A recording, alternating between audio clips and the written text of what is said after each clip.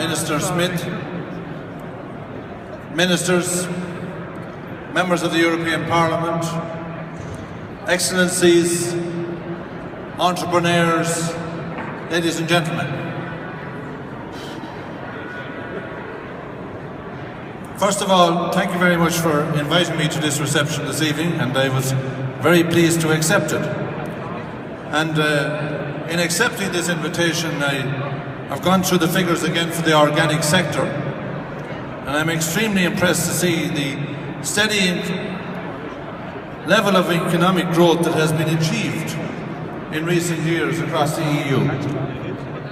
A market worth €21 billion is clearly no longer a niche market.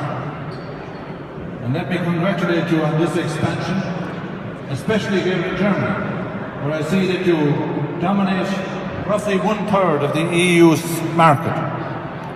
And I suppose it was all of that organic products and all of that nutrition from that helped your soccer players win the World Cup last year.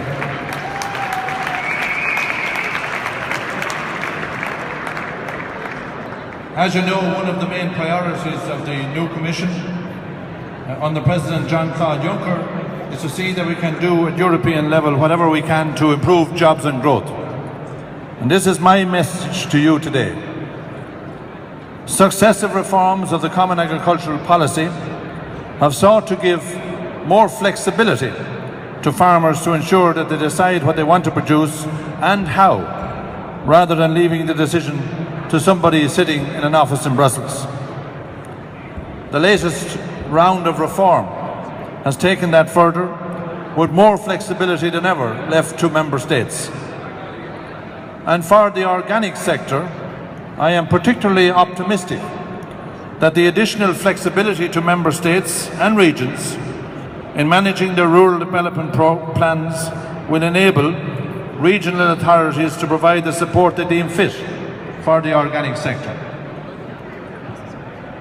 Of course, there is the question of the Commission proposal to revise EU organic rules. There has been considerable work done on the proposals in recent months. Work in the EU Agricultural Council of Ministers is somewhat more advanced than in the European Parliament at the moment, but I know from speaking to MEP Martin Häusling, the rapporteur for the European Parliament, that we will waste no time, together with the shadow rapporteurs, to get down to business, to making the necessary compromises and agreeing a European Parliament position in the first half of this year. You may be aware that the Commission as a whole undertakes a broader effort to ensure that we are not over-regulating any sector of the economy through its annual work programme. And as part of this, the Commission has proposed that an agreement on the new organic rules, if we can reach agreement, should be reached by the middle of this year. Otherwise, the proposal risks being withdrawn by me. I know that there has been a lot of criticism of the proposals, and these have been reflected by the previous speaker, but there's also have been a lot of work done. And surely I see this as a foundation on which we can build our negotiations. Failure to move forward would probably mean a further delay of up to 5 years in improving the regulatory framework of a dynamic and growing sector. I just want to assure all small producers here this evening and all new entrepreneurs in the organic sector that we will be very mindful of your concerns and your future in the organic sector, and I will support the European Parliament rapporteurs and the Council in achieving those objectives and reflecting those concerns. There is not just scope for growth of the organic sector in the internal market, because we are now developing global markets for EU organic produce. The recent announcement of a soon-to-be-concluded equivalency agreement with South Korea that will permit the sale of EU products on the Korean market from the 1st of February is just one such example of the positive outlook internationally for EU organic exports.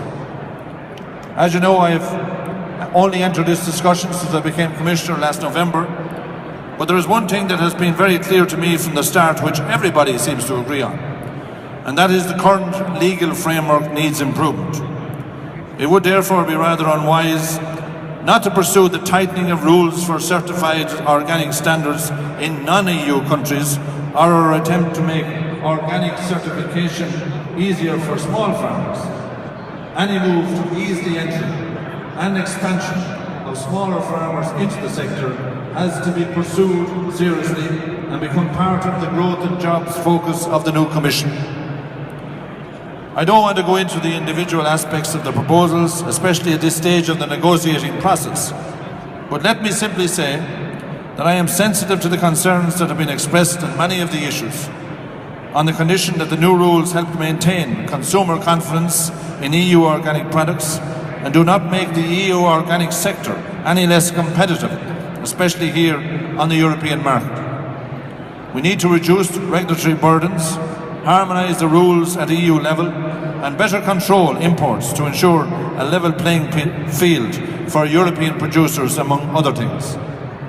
So I am willing to work with the European Parliament and the European Council to find an acceptable and balanced way to address the concerns that you have brought to my attention, expressed by US stakeholders to date, and it is indeed the objective, and my objective, of the institutional discussions to take due account of reasonable positions.